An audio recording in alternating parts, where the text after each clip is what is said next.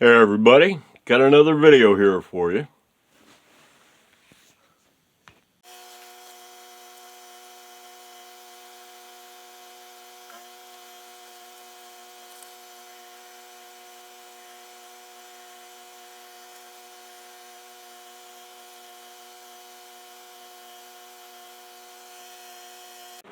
So, a little tip for tuning up 12 strings. I've always been a big fan. First guitar I ever bought for myself was 12. To do it, to get it in the ballpark, just start with like Fender's Online Guitar Tuner, something that generates a tone. So that, go away, no thanks. So that, yeah. And then just tune by ear to get the strings close. And when you're tuning it, just start by tuning the bass strings for each course. So number 1 bass string, number 2 bass string, number 3 bass string, 4, 5, 6. Well, I usually go 6 through 1. So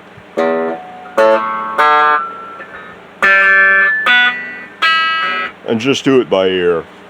And then what you do is then slap your tuner on, get those 6 dialed in, and then dial in your treble strings to the bass strings, so that your warble, warble, warble goes away, and it's tuned. And it doesn't take twice as long that way. It still takes longer than a 6, but it's not that bad. And as you can see, I'm halfway there pretty much. I still got to slap a tuner on it, but yeah, things are looking good. There's the action at the moment. The bridge is all the way down. That might be right where I want to be, at like 1.5 mil or so. So I did add a 4th piece of brass to the shim stack. So it's now an effective shim of 0.7 millimeters. And that's after taking into account the thickness of the machine screw inserts that are sticking out proud from the bottom of the neck. So that works out to about an 8-to-1 ratio of like action to shim for what seems to work, at least in this particular case. It all depends on whether or not you're dealing with flex. I'm dealing with flex, so that really doesn't, that makes it this probably isn't such a good guitar to try to establish a rule of thumb with, because of the fact that it's a flex situation. So yeah, but anyway, yeah, I've got it all balanced out. It's kind of like balancing out a Floyd Rose on string tension versus your trim claw screws. So it's all balanced out and everything's floating straight, shall we say. So I gotta slap a tuner on it, get the treble strings in sync with the bass strings, and check the action, and then we can see what this thing sounds like finally, maybe. I think it's working.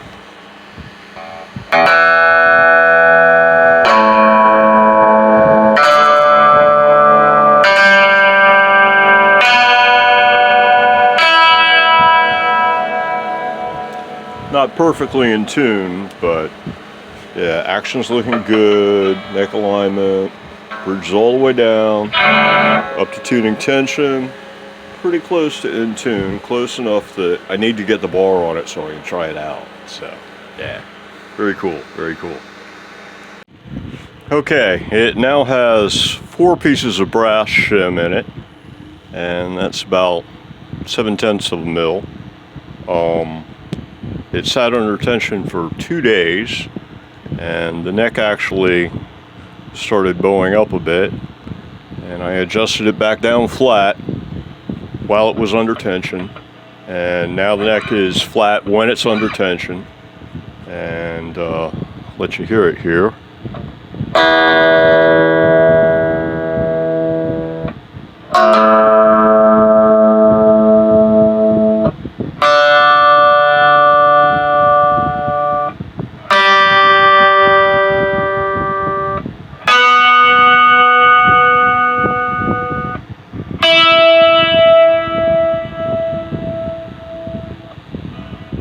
hasn't stabilized yet as far as tuning goes. The strings are not stretched, so I'm having to retune it from time to time. Still haven't put the swing bar on it, but it is like finally behaving itself. I actually had to give it just a smidge of raising the bridge in order to get the action straight.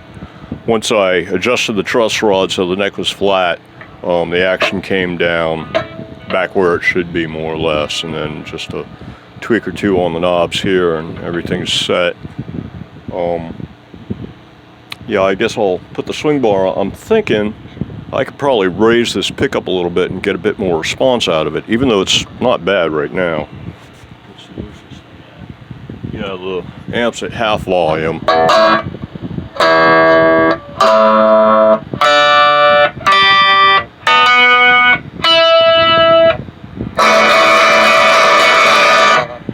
So it's definitely not quiet, but I might be able to get even more out of it.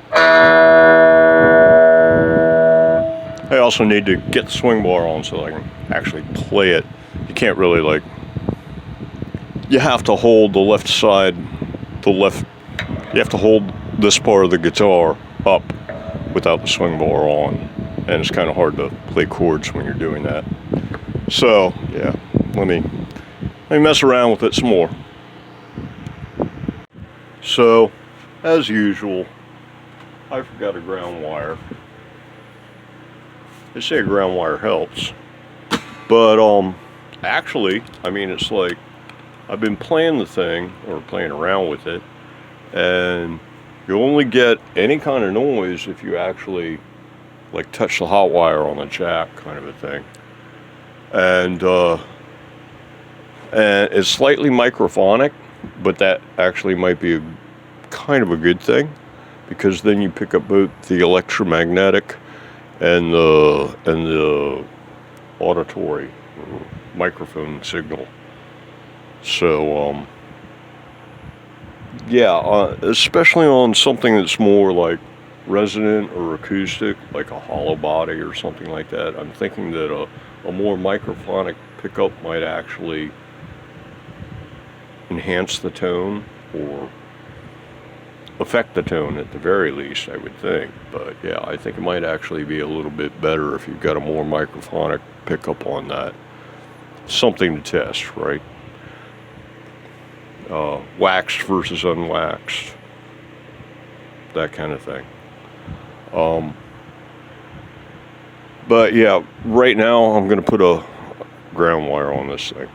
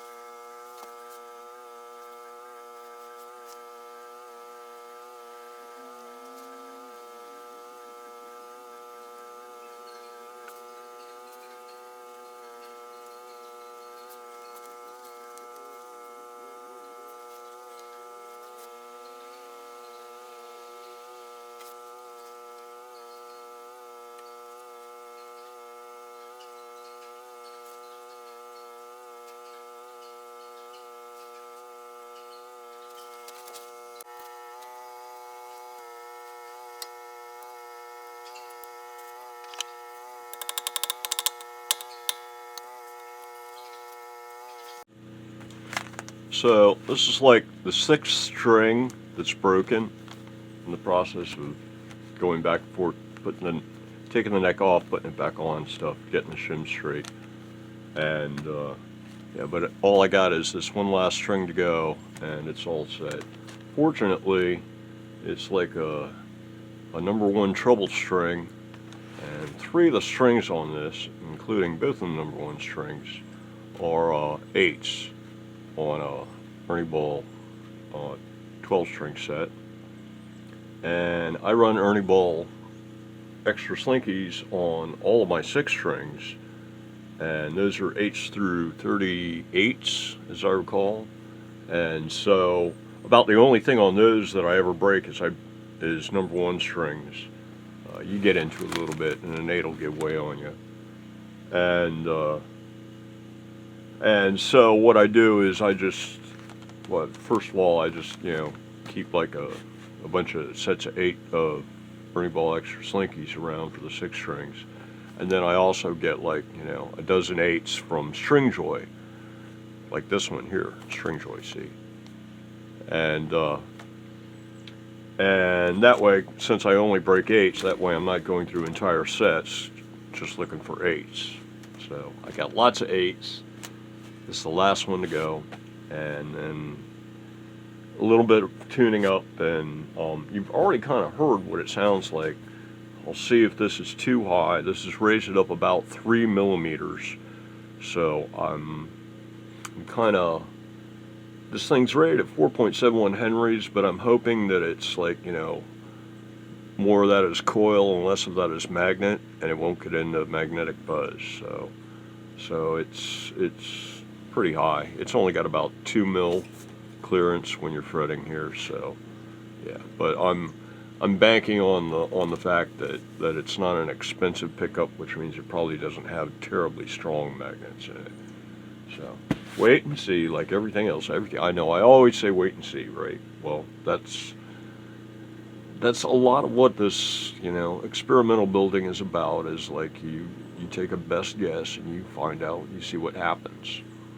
Yeah, so see what happens on the pickup. It might be too close, or it might be, you know, right in the sweet spot.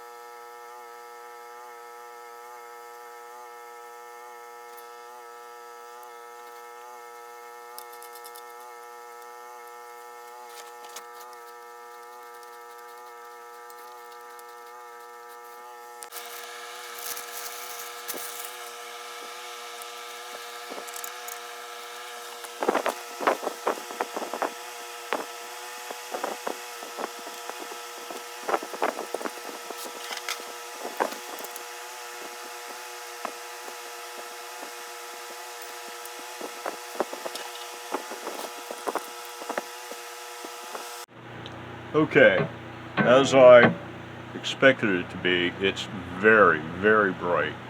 I've got volume on the pile at 1/2.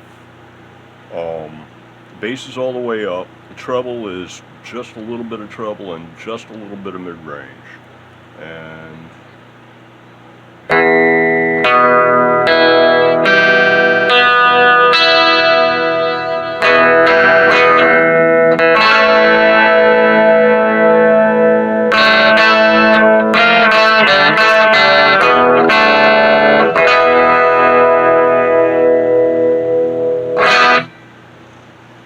it's, yeah, it's nice, man.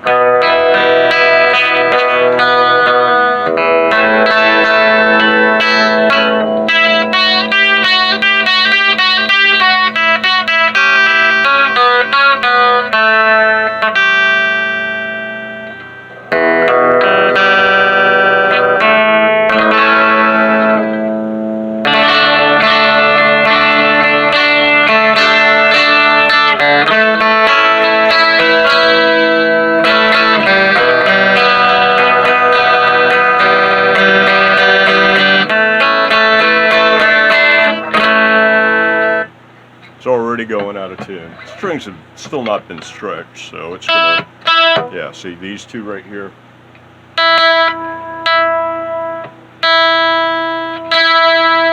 Well, actually they're not that bad.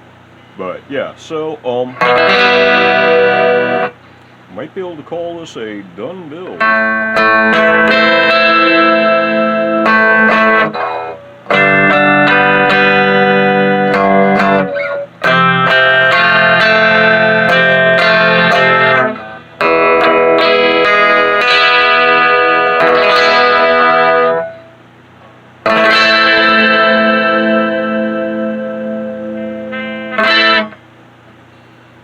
Until the next one, everybody, have a good one.